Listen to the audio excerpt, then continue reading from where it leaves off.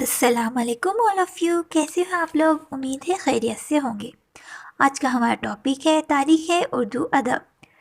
سب سے پہلے ہم دیکھتے ہیں اس کا پس منظر۔ 1857 ہندوستان کی سیاسی، سماجی اور ادبی تاریخ میں ایک سنگ میل کی حیثیت رکھتا ہے۔ اس سال ہندوستانی قوم نے انگریزوں سے ایک جنگ لڑی اور غلامی سے آزاد ہونے کی ناکام کوشش کی۔ پھر مکمل ہندوستان پر برطانوی راج کا تسلط ہو گیا۔ اسی کے ساتھ ہندوستانی سماج زبردست سماجی، تمدنی، علمی اور ادبی انقلابات سے دوچار ہوا۔ 1757 سے 1857 تک پوری ایک صدی مغلیہ دور کے زوال اور ہندوستان کے انتشار کی کہانی ہے۔ 1757 عیسوی میں جنگ پلاسی ہوئی۔ اگرچہ کلائیوں کی طاقت کم تھی، لیکن اس نے مکر و فریب سے کام لیتے ہوئے سراج الدولہ کے سپہ سالار میر جعفر کو اپنے ساتھ کر لیا۔ اسی کی وجہ سے سراج الدولہ کو میدان جنگ میں شہید ہونا پڑا۔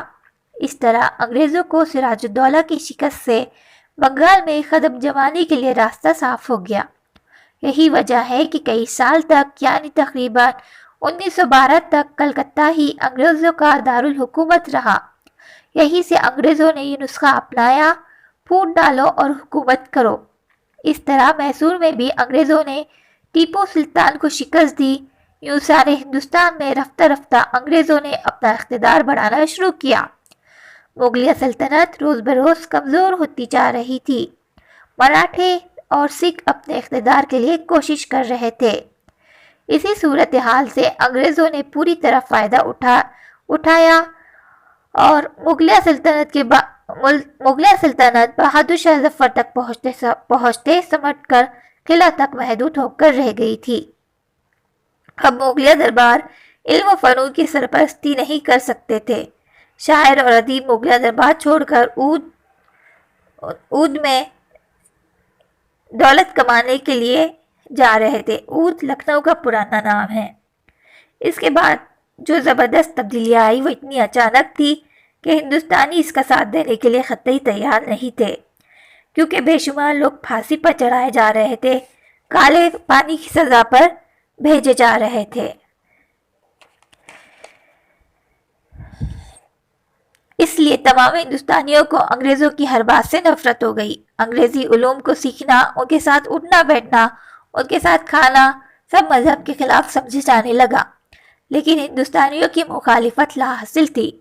اب انگریزوں کی حکومت اتنی مستحکم ہو چکی تھی کہ کئی سال تک ان کو ختم کرنا ناممکن تھا۔ ان حالات کو ہندوستانیوں کے دانشوروں نے محسوس کیا کہ نئے حالات کا شعور اور ان حالات کو ہندوستانیوں نے محسوس کیا۔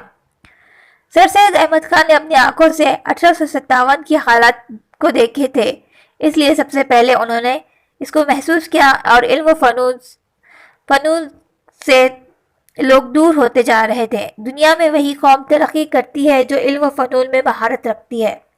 اسی لیے سب سے پہلے انہوں نے تعلیم کی طرف توجہ دی، مغربی علوم کے سیکھنے پر زور دیا، کیونکہ انہی علوم کے بلبوتے پر مغربی ممالک ساری دنیا پر چھا گئے تھے۔ ابتدا میں سر سید کی تعلیمی تحریک بھی شدید مخالفت ہوئی، لیکن سر سید اپنے کام میں لگے رہے۔ انہوں نے تعلیم کے ذریعے روشن خیالی اور وسیع نظری پیدا کرنے کی کوشش کی تاکہ ہندوستان میں زندگی کی حقیقتوں سے آنکھ ملا سکے، نئے حالات کے مطابق اپنے آپ کو ڈھال سکے۔ سر سید احمد خان نے جہاں مذہبی، سماجی، تہذیبی، معاشی اور معاشرتی زندگی میں تبدیلیاں پیدا کی، وہیں اردو زبان اور ادب کی بھی اصلاح کی، کیونکہ اسی زبان کے ذریعے وہ اپنا پیغام دوسروں تک پہنچا رہے تھے۔ تو آج کی ویڈیو میں ہم نے دیکھا